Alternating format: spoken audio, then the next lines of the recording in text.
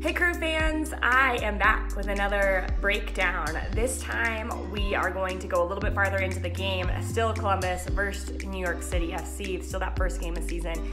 The Crew are still up a man in this one, and so just trying to set the scene a little bit. It's still 0-0. We're going into the 35th minute of play, and it all starts with a nice bout of possession from the Columbus Crew.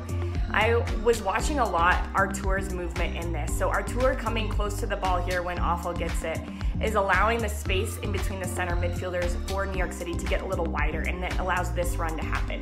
So as the ball comes back to Artur, Celerayán notices there's a pocket of space where he wants to get the ball because it breaks a couple of lines of defense and it makes New York City then come to him, and unfortunately he loses the ball in this instant, but fortunately I like the initial reaction from the Crew. They go into this defensive pressure right away. Zardes here does a good job of cutting off the far side of the field, keeping it all contained on the right side. We talked about that last time. And then this step by Artur puts City under pressure enough that then Columbus can step a little bit more. They end up winning a throw-in, and we'll fast forward through this a little bit because this just allows Columbus to then set up and organize defensively. We have to pause here for a second because this touch by Harrison Awful is so beautiful. I love it. He pulls the ball down perfectly, connects out, and now the Crew have possession. City's gonna drop into their low block, which they were doing with 10 men, and that allows Nagbe to dribble and eat up some space.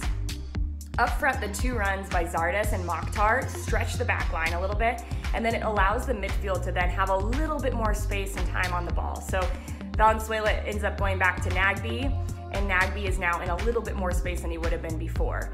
I'm looking at the far side now. Watch this run by Pedro Santos. He cuts in between the outside back and the center back. It's a really good seam to try to expose. And as he does that, it leaves Harrison Awful with his arm up on the far side saying, I want the ball.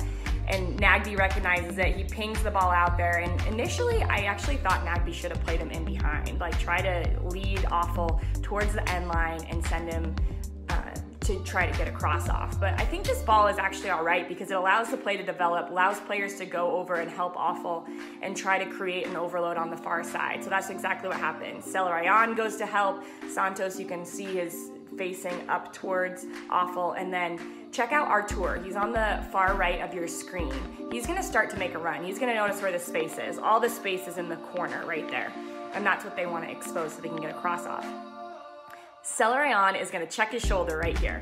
He checks, sees Artur is trying to make that run, and then he checks his left shoulder, sees that the City defenders are gonna come towards him, and so he just pauses and lets Artur run in behind. He ends up getting the ball, gets a cross off, and it's a really good build-up for the Crew.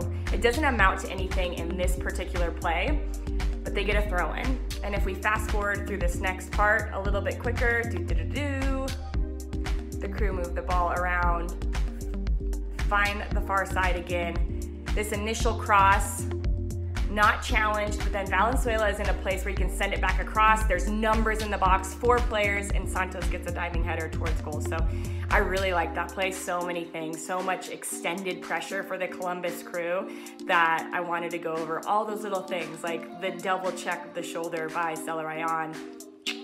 Some good stuff there. So hope you guys are enjoying this. I'll be back with some more clips in just a few days.